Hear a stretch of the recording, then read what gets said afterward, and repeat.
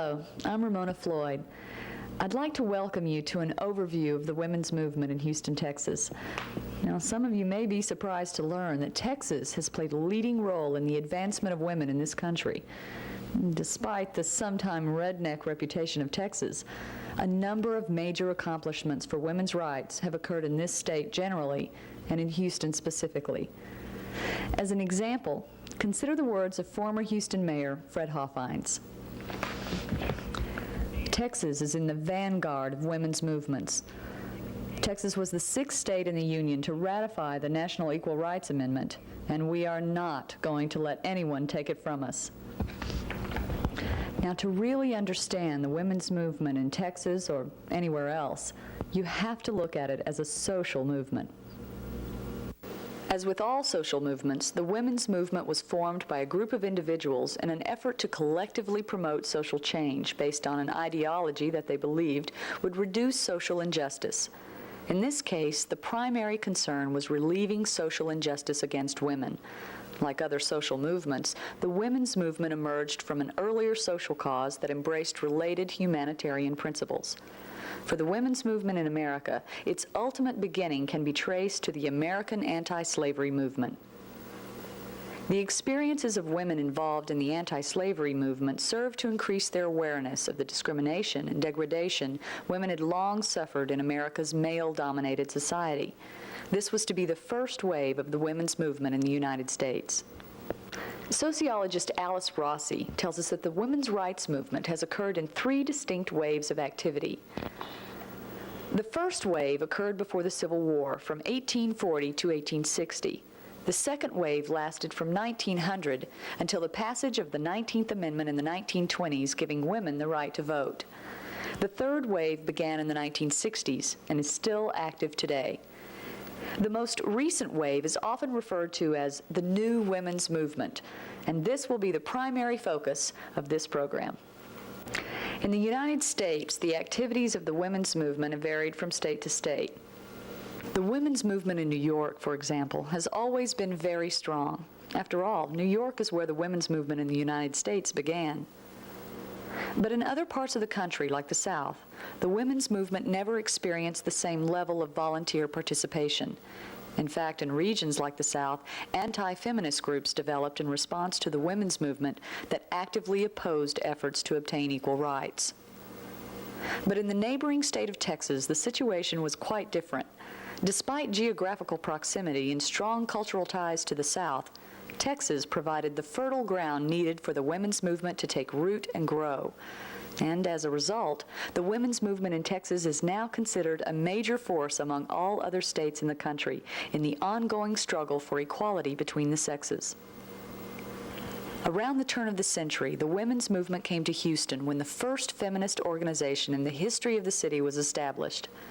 This was Houston's first glimpse of what was to become an outstanding collection of accomplishments for the women's rights movement.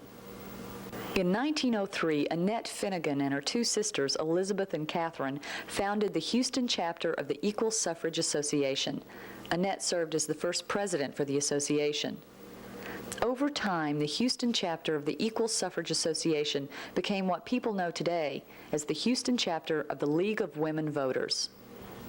Shortly after the Houston chapter was started, the Equal Suffrage Association held a statewide conference that resulted in the formation of the Texas Women's Rights Association. In 1913, a group of Houston suffragettes, led by Angelina Pankhurst, marched in a parade through the city. This was the first public demonstration for women's rights in Houston. In 1910, a Houston feminist activist named Hortense Sparks Ward became the first female lawyer in Texas. In 1913, Hortense Ward authored the Married Women's Property Bill, giving women the right to manage their own property. In 1918, Miss Ward played an instrumental role in passing the primary suffrage law, which gave women the right to vote in primary elections. In 1925, Miss Ward set another precedent when she was appointed Special Chief Justice of the Texas Supreme Court for a case in which all eligible male justices had an apparent conflict of interest. Although women like Annette Finnegan and Hortense Ward are considered some of Houston's leading feminist activists, less recognized feminists such as Charlotte Allen also made significant contributions to the women's movement. Journalist and author Margaurite Johnston explains. I don't really consider Annette Finnegan the very first feminist we had. I think you have to give credit where credit's due. Charlotte Allen was one of the 3 founders of the city of Houston. She never gets credit for it. They always talk about the Allen brothers, but she was in on everything they did. They had money, but so did she. And it was she who interviewed Sam Houston and asked permission to name the city. Charlotte Allen was very much a partner in the founding of this city. In 1918, when legislation was passed allowing Texas women to vote in party primaries, Hortense Ward led a line of over 14,000 women to register to vote. And in July, they voted in the Democratic primary. 2 years later, in August of 1920, the 19th Amendment to the Constitution was ratified, granting all women in the United States the right to vote. In the following years, feminist activism in Texas and throughout the country was less active. The Great Depression began, and then the country was at war. During this era, 2 significant developments occurred. Houston's first maternal clinic was founded, which later became a Planned Parenthood clinic, and women dramatically increased their participation in a local Democratic Party, especially in leadership roles. Margaurite Johnston describes this era. The most remarkable women Houston ever produced were Agnes Carter Nelms and Frankie Carter Randolph. They were sisters. They were born into the Carter Lumber Company fortune. They did everything that young Southern gentlewomen do. They made their debuts. They loved to go sailing on the bay. They played golf at the Houston Country Club. They would spend months at a time abroad. Agnes fell in love with France and spent years there, every chance she got. But along about middle age, a great sense of social consciousness hit them, and I think probably this came because of the Depression. The Depression brought to light things that people had never noticed before. Hunger. So she said it's not fair that a well-to-do woman can avoid having additional children, and a poor woman must keep on having children, whether she wants them or not, whether she can feed them or not. So she, with her very distinguished brother-in-law, Dr. Judson Taylor, founded the first maternal and child clinic in a cottage owned by the Bentz family in Sam Houston Park. They outgrew that and moved into a house owned by Christ Church Cathedral. Certain churches backed them in their work very heartily. Of course, the Catholic churches did not. It was against everything that the priests had been taught. So Agnes kept on with her work. She was a great friend of Margaret Sanger's, and she had the great wisdom to bring into the board the leading men and women of the city. Very elegant people, and I don't mean just money. I mean elegant intellectually, elegant morally, all sorts of ways. So that she had really the power structure of the city on her board. And people who objected to the idea of Planned Parenthood were facing some very popular, the true leaders of the community. She was a charming, delightful woman. Her sister Frankie, again, I think stimulated by the Depression perhaps, I don't know that's true, had been a great horsewoman, and she loved to ride horses, and she used to go to Lake George for the summer and things like that. She became very interested in politics and became the most powerful single Democratic leader in the state and much of the South, and was a great leader in Democratic politics. Another remarkable accomplishment for Houston, Texas, and for the whole country was made by Houstonian Ovida Culp Hobby. She was a remarkable woman from her very earliest days. She was parliamentarian of the House of the Texas Legislature before she was old enough to vote. And in her 20s, she was executive director of the Daughters of Jackson, which was an organization founded by people like Miss Florence Sterling and Miss Dudley Sharp to persuade women to register to vote now that they had it. But she emerged as a national figure during World War II, or just before World War II, actually. It was 1940, late 1940, early 41, at the time of the first peacetime draft. And Washington was getting letters by the thousands from people who could not understand why their son couldn't come home for his birthday or wanted to be sure that he had enough socks. And the general asked her, please, to come and organize the answers. And she said, no, I have a job on the Houston Post, and I have 2 small children and my husband, and I can't come, but I'll write some letters for you. So she drafted an organization plan for him and the kind of letter he should be sending. One day she was at the dinner table one Sunday, and he called again to say, could she come and just spend a day, 1 week out of every month organizing this? And she gave him the same answer and went back to the dinner table. And her husband said, what was that, Governor Hobby said? And she said, explained. And he put his fork down and he said, my dear, every one of us is going to be in this war. You shouldn't have made him ask you twice.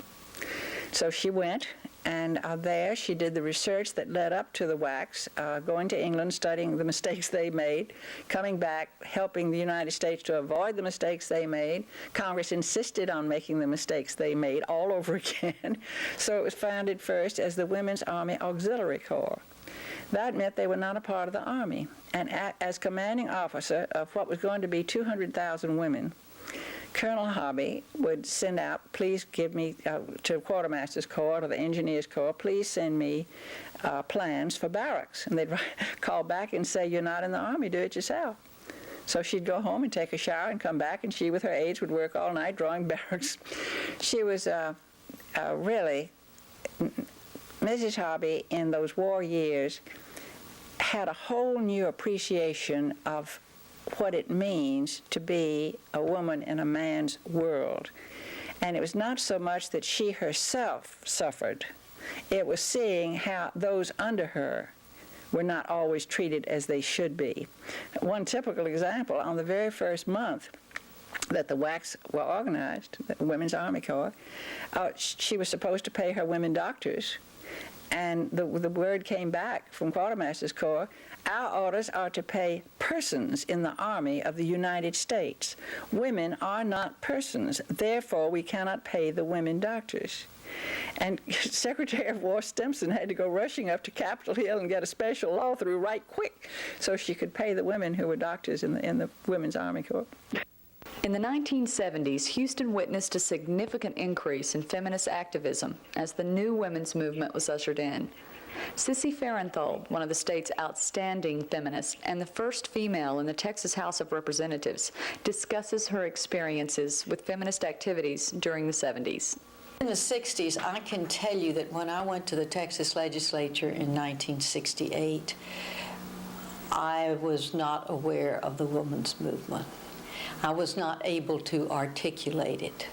And I can remember I was in the legislature in '71 when I read that the National Women's Political Caucus was being organized. And I said to myself, how wonderful. You know, women office holders no longer will be isolated. That was the first reaction that I had. So I think I would maybe date that second movement to the early 70s here. Now, there were probably other things. I remember when I was in the legislature again in '69 that a young woman came to me and asked me if I wanted to be in a consciousness-raising group, but I didn't know what she was talking about. In 1966, the National Organization for Women was founded, and in 1970, a local chapter of this nationwide organization was established in Houston. Houston feminist Poppy Northcut and Helen Cassidy described their experiences with the Houston chapter of NOW during this early formative period. Back in 1970, NOW was not was the only thing in town if you wanted to be a feminist, but that was true nationally.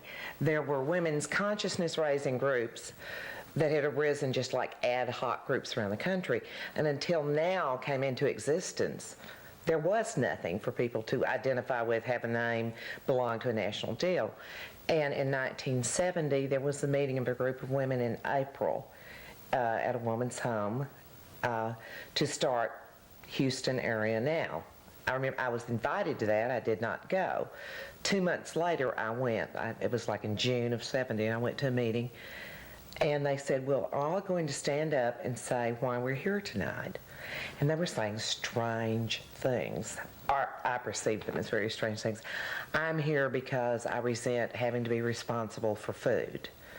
And women have always had food problems, and it has to do with excessive sugar. And I thought, these people are crazy. They, of course, thought I was crazy because I didn't like to do I don't know any of you people, and I have to stand up and say why I'm here. I was there because I wanted to see what was going on, but I had to say something, so I got up and said, I'm here because I object to a tax on Tampax and toilet paper because it's discriminatory against women. And they looked at me as if I were a lunatic. I still object to that. I think a sales tax on Tampax is obviously discriminatory. But I thought these people are crazy, and they don't know what they're doing, and they just want to sit around and talk about their deep innermost feelings.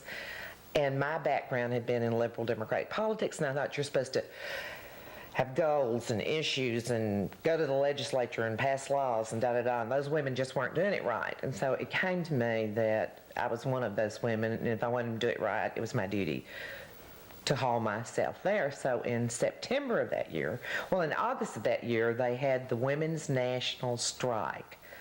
And the motto was, strike while the iron is hot. Don't iron while the strike is hot. Don't iron while the strike is hot. That's it. Don't iron while the strike is hot. And so Poppy ended up going to that down at the Federal Building, and they marched around and protested. I saw that in the paper and thought, well, I need to get to this thing. And so then at the September meeting, I showed up, and Poppy showed up at that meeting. We did not know each other at the time. And I had dragged my poor friend Laura Douglas with me and insisted that she had to go because I couldn't go to this meeting of these lunatic women again by myself. And it was a strange meeting. Once again, they had this huge argument about having a luncheon to raise money, and that was unfair. And so the other people were going to sit in with the peanut butter protest, and it just got all out of hand. And I thought these people are crazy, but I'd made a commitment. And so I remember I stood up and said, I think you should have programs. I'd like to be the program chair. And I think you should have a newsletter, and I'll write the newsletter. And does someone have a membership list? No. And I said, well, I'll make up a membership list. Well, they didn't have a membership list. To me, that was insane. Poppy, I think, was probably thinking, who is this crazy woman in the back who is demanding to take over every function of the organization? I thought everyone there was crazy. I had looked for now. I was the first woman to work in the mission control at NASA. I was a aerospace type person. And up till then, I had been very focused on my job. That's all I did. I was very narrow focused on the job. Surviving in this kind of job was enough. But I had gotten a lot of media attention because of this unusual role in the space program. And one of the things that people kept asking me about was, what did I think about the women's rights movement? Well, having been asked this question, I knew that I was ignorant, so I decided I should find out more about it. And I read what they were concerned about, and I certainly knew about discrimination against women in employment. So I basically agreed with the goals, but I'd also read all this bull about women burning their bras, and I thought, this is really stupid. That's the only support we have, So I didn't agree. I thought, well, these are a bunch of lunatic fringe. We need to get more people down there. More women need to go down there and make sure that they keep their eyes on the target of eliminating all this job discrimination. And I decided, well, you can't count on other people doing this stuff for you, so I better go. And I started trying to call. I thought, well, every organization has a phone. Of course, they couldn't afford a phone, they didn't have a phone. And I wasn't smart enough to know I should have called the Houston Public Library. But I couldn't reach them. I had read that there was a formation of the group, but I couldn't find them. And I finally saw something saying they were going to have this strike at the Federal Building, so I went, well, I'm going. I at last can find them. So that's how I ended up down there. And indeed, I went to the next meeting and I saw all these lunatics, I thought. But I had said, by God, I'm going to keep these people from burning their bras and get their eyes on the target of eliminating this god-awful discrimination. So I was in for the long haul. I decided, if you care about something, you stay. You don't, let them run you off. You stay and you fight for what you believe in. And I didn't really think that Helen was crazy back there. I thought that actually she was a voice of sanity compared to the people who were talking about their blood sugar, which I just became the issue for the second program. I just didn't see that as a major concern for women's rights. The Houston chapter of NOW began operating in this city on the campus of the University of Houston with the permission of the university.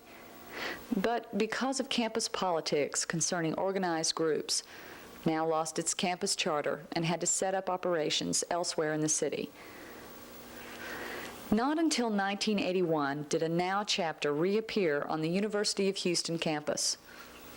JoAnn Evansgardner, a newcomer to Texas who had been a national board member of NOW, is largely responsible for reinstating a NOW chapter on the University of Houston campus. The National Board met here shortly after I arrived, and I was inspired by Ellie to get active again. I'd had about, maybe 8 or 9 months vacation from NOW activity. And then my husband came home and told me a story that he had heard, which really disturbed me. And it was that one of the engineering professors greeted all his classes with, "Good morning" or "Good afternoon, gentlemen." And so I talked to someone, and I can't think who it was, about that I knew on campus. And I've been killing myself, because how could I have known anybody on campus? I'd only been here a few months, maybe 10 or 12. And she told me some more. And I just thought, there's got to be a NOW chapter. I did not know about the history of the preceding chapter. I didn't find that out for a year or so afterwards. It wasn't very hard, because it isn't hard to start a student group. And as I think always happens when you start a NOW chapter, people come forward. And so we got off to a pretty good start. We had considerable support from some faculty people. There were always faculty women who joined and were, supporters but not active. As women began to acquire political clout in Texas, they learned from experience to use it effectively for achieving political gains. For example, although former Mayor Hortense eventually became a supporter of women, he did so only after realizing that he needed them as much as they needed him for further progress. Poppy Northcut describes the relationship between feminist activists and Fred Hortense and his decision to establish Houston's first women's advocate position. The women's advocate position was initially created, I think, as a result of what happened in Fred Hortense's first campaign for mayor. He was running against Louis Welch in 71, I guess, and he lost. During that campaign, he did not receive the active support of the women's rights community. And part of the reason he didn't receive it was because he never would really commit to supporting our issues. He made unfortunate jokes at some times. I remember one thing I went to, I was asking him if he would support a human rights commission, and he said he would if I'd get him a date with Germaine Greer, which I didn't think was very funny or very appropriate. On another occasion, he was at a campaign opening, and a reporter put a microphone in front of his wife and asked her something, Ms. Hortense, what do you think? And he grabbed the microphone and said, "I speak for my wife, and she supports everything I say," something like that. Hundreds of women called as a result of that, sending Barefoot and Pregnant awards. But mainly, the women's rights community just we didn't actively oppose him, because we certainly weren't going to support Welch, who was terrible for women's rights, but we didn't do anything for him. He lost, and he lost by a narrow margin, and part of what he was apparently told in his analysis was that if he wanted to win the next time, he needed our support, our active support. It would have made the difference. So 2 years later, he called Helen Cassidy up and basically said, "What do I have to do to get your support, or the support of the women's rights movement?" And she told him. And it was a long list of things that he had to do. It included the creation of a women's advocate's job as an advisor to the mayor, and the creation of an affirmative action commission to ensure job opportunities, and some improvements in the way rape victims were handled by the police, and a whole list of things. What I thought was particularly audacious about what we did with him was that we insisted not just that he make a commitment that he supported these issues, but that he had to sign a sworn statement of his support and of his promises to us, which he did. And he basically delivered on all of his promises. He promised those things, and he delivered. So the women's advocate job was created. After he was elected, then, of course, there was the question of who was going to be appointed. Our biggest fear was that they might just put somebody who had ovaries in the job rather than somebody who was a feminist. And one of the first things that Helen did was that she marched in and told him that that was not enough. They had to appoint a feminist as women's advocate. In my job as women's advocate, the primary focus that I had was to try to get women into the police department and the fire departments in full service functions. We had no women as firefighters at all and never had a woman firefighter, and there were hardly any women firefighters anywhere in the United States at that time. So that was a particular focus, and we did get our first woman in, so we broke that gender barrier over there when I was women's advocate. The other area was in the police department. There were women police officers, but we had fewer, I think maybe 50 is all we had in the department at the time.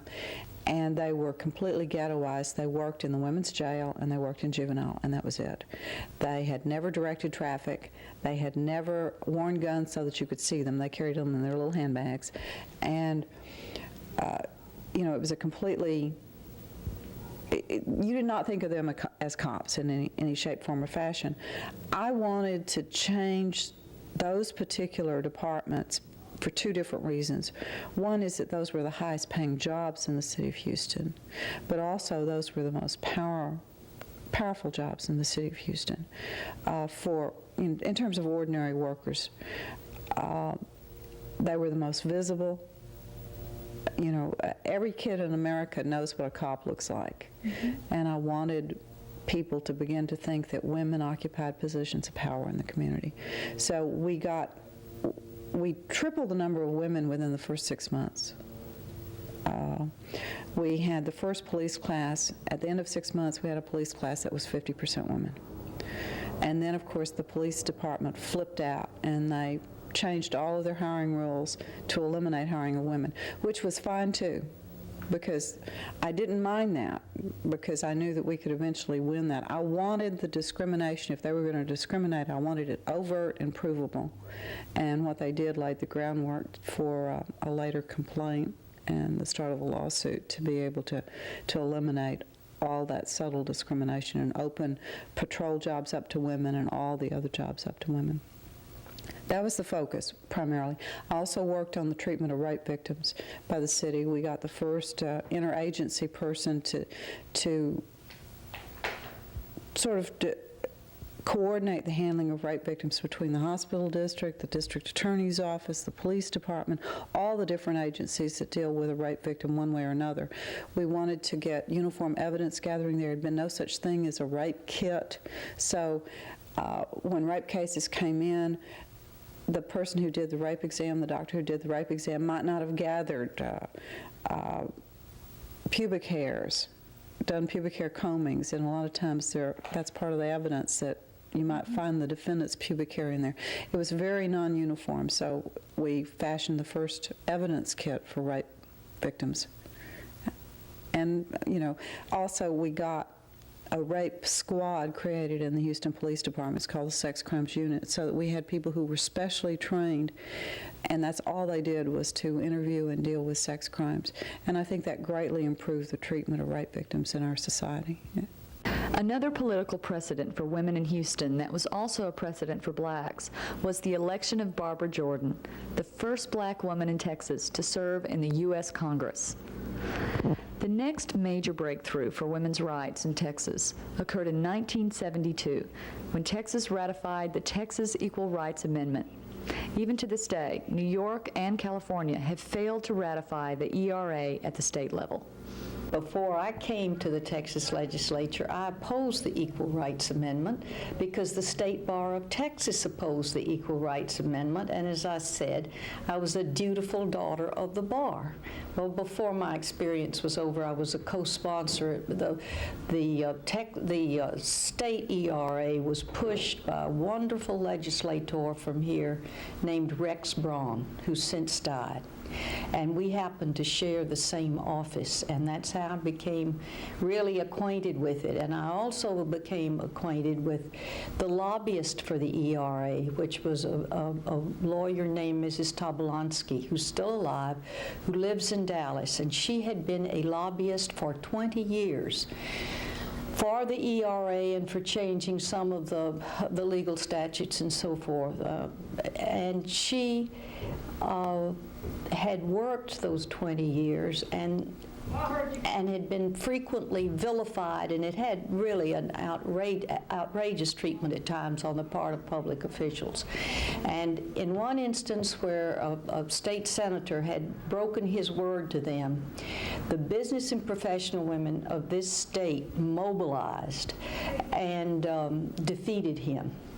And that carried over, that one example carried over into that legislative session of 71. Now, mind you, in 69, the state bar was still opposing it. By that time, I was a co-sponsor. I had been educated.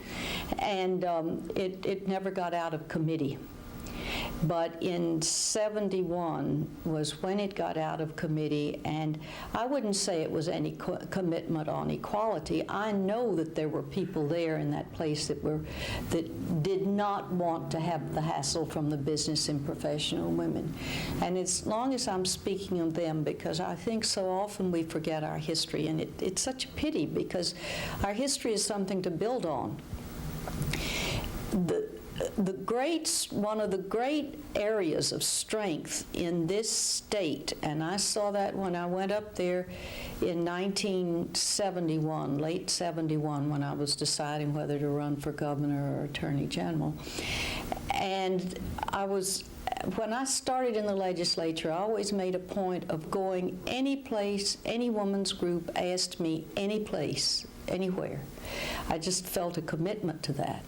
And so, because they were one of the best organized, I would be going to business and professional women's groups around the state.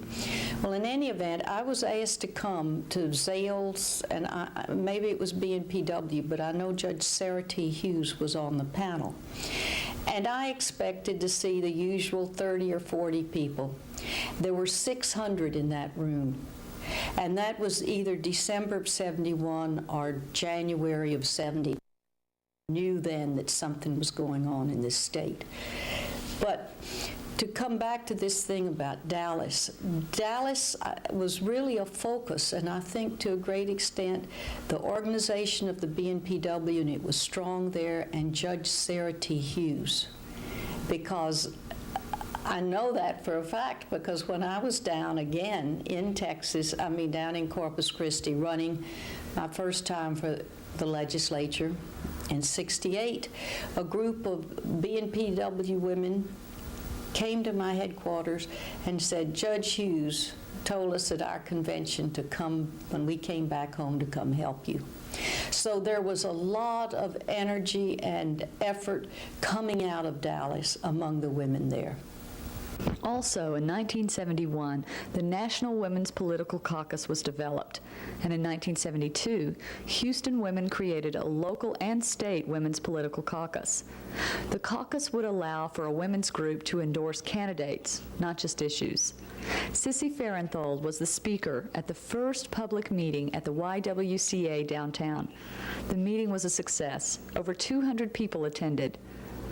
During this time, a state caucus was also being considered.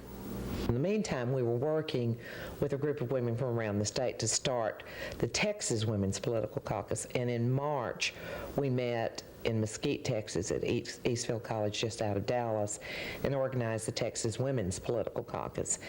And at that convention, I was elected the first chair of the Texas Women's Political Caucus. Then it occurred to us that we really should have officers and a structure here in Houston. And we came back to Houston, and in April, we had our organizing convention of the Harris County Women's Political Caucus. And at that convention, Poppy was elected the first chair of the Harris County Women's Political Caucus. And it made for a wonderful effort, of course, because we had here our biggest city had Poppy as the chair, and then I was chairing the state caucus, so it meant that we could have a large local base here to help support the newly formed state caucus. Yeah, so we started the local caucus here with over 200 members. So, and we hit the ground running, both at the state and the national, state and local level, because one of the things that we did very early on was we took a challenge to the National Convention on Discrimination Against Women in Delegate Selection. To the Democratic National Credentials Committee. Shortly after, the Texas Political Caucus was formed and soon became the largest in the country. Following this, Houston hosted the first convention for the National Women's Political Caucus. Helen Cassidy discusses why she believes the convention was held in Houston and her dealings with women from the northern caucuses. I think we were clearly chosen because at that time we were the largest caucus in the United States. We had the only full-time lobbyist. And in that legislative session, I believe that was 1973, we had passed a variety of bills that we had sponsored and passed through the legislature. And we did the first women's rights rating of the legislature in Texas that had ever been done during that term. And we passed law providing that pregnant school teachers could not be discriminated against, because back then they just fired you if you got pregnant. State employees got fired if they got pregnant at different periods in their pregnancy, depending on the head of the agency. And I think that depended on when their wives thought was appropriate, or when they decided their wife needed to be coddled. You know, well, my wife at 3 months just couldn't do anything. Well, my wife was great till 6 months. So all the different state agencies had different times that you had to quit working when you were pregnant. We also passed an equal credit bill, and we put through the legislature that deal, the Texas Equal Legal Rights Amendment, which we then ratified. Well, no, that had come in 71. We ratified it in 72. And then, so I thought we were a very logical place to have the first national conference. We had already had a national conference for the National Organization for Women here, which Poppy and I had coordinated. So we thought this was a normal thing to come here. But then when I began working with the people in Washington and New York City, they were asking strange and insulting questions like, did we have an airport? Did we have transportation from the airport? That was one of my favorites, and I told them that we had a stagecoach and it ran twice daily. And I was saying, where do you think we people live? And then I said something to them one day about, well, I noticed that so-and-so Bill did so-and-so. And they said, how did you know that? And I said, I got a smuggled copy of the New York Times and read it there. And I said, how do you think I knew it? We have TV, we have newspapers, we have media. We actually can read, and we do keep up with news here. So by the time they arrived, I was bristling and angry, and I did grab Betty Friedan, who I'd known from Now, and said, I want you to know that you're not missionaries, you're not here to convert the natives. You people don't even have an equal rights amendment in New York. You don't have the woman who argued Roe v. Wade. You don't have the woman who was nominated for vice president of the United States on the floor, you know, Sissy Farenthold. You don't have this, you don't have that. And I was just going in one of my tirades, and she said, Helen, I'm the one who wanted to bring it here. And you're right, I had to really argue with some people to convince them. She said, I think you people have done things that other, you know, and proceeded to soothe me and all this. And Betty doesn't try to soothe you unless she's speaking the truth. Not long after the convention, one of the most important political gains for the women's movement and for women throughout the country was accomplished by a Texas woman named Sarah Weddington. In 1973, Sarah Weddington successfully argued Roe v. Wade before the Supreme Court, giving women the right to choose legal abortion. Texas gained more national attention by hosting the 1977 International Women's Conference. Women from all around the world gathered to discuss their concerns and issues and to plan for ways to improve women's rights. It was an historical event.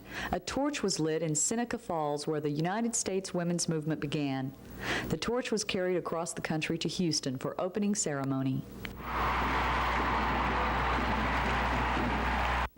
Some of the leading feminists from the United States were present, and so were former First Ladies Rosalind Carter, Betty Ford, and Lady Bird Johnson.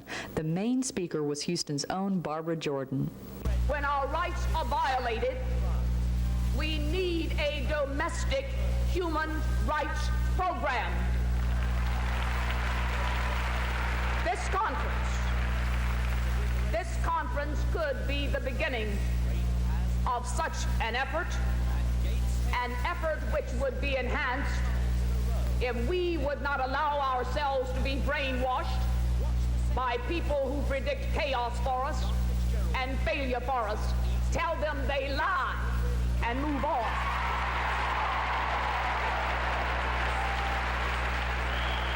Bella Abzug, presiding officer of the conference, chose a young Ann Richards to speak first from the floor on the ratification of the ERA. I'm one of the privileged few women in this country that are elected to public office. And I rise to address this body in favor of the Equal Rights Amendment. I also rise on behalf of the men, the contemporary men of America in 35 states who had the guts to stand up and ratify the Equal Rights Amendment. Delegates voted on a number of resolutions. The resolution on reproductive freedom is adopted. Would all those in favor of the sexual preference resolution please rise? Be seated. Please stay in order. Please stay in order. Be seated. Be seated. All those opposed to this resolution, please rise. Thank you. The resolution has clearly carried. It is adopted.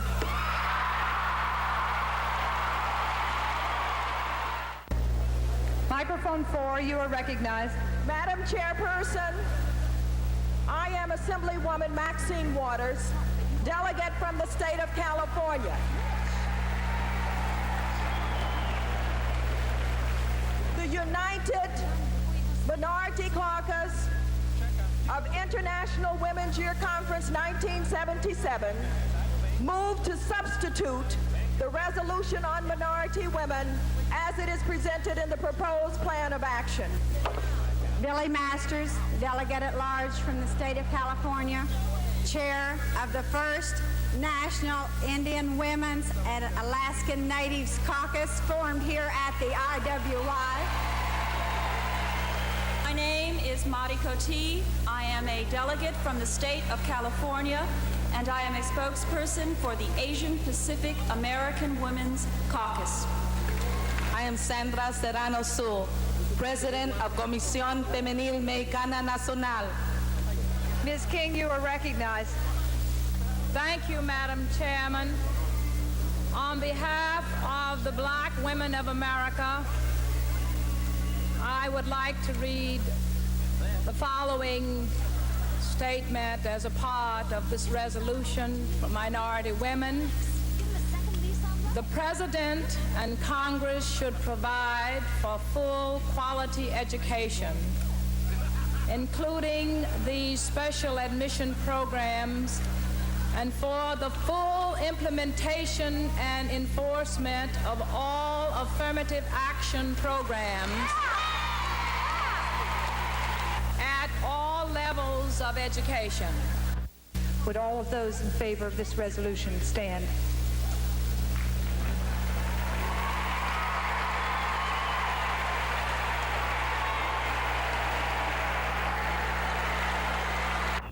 The International Women's Conference represents one of the crowning achievements of the new women's movement. And considering all that had been accomplished for women's rights in Texas, the site of the conference turned out to be a perfect location. Feminist activism was at its height in Texas during the 1970s. Unfortunately, the 1980s imposed a more conservative political climate upon the entire country. In particular, the Reagan and Bush administrations fostered a greater sense of backlash against women. but throughout. Women in Texas have made significant accomplishments for themselves and for women across the country.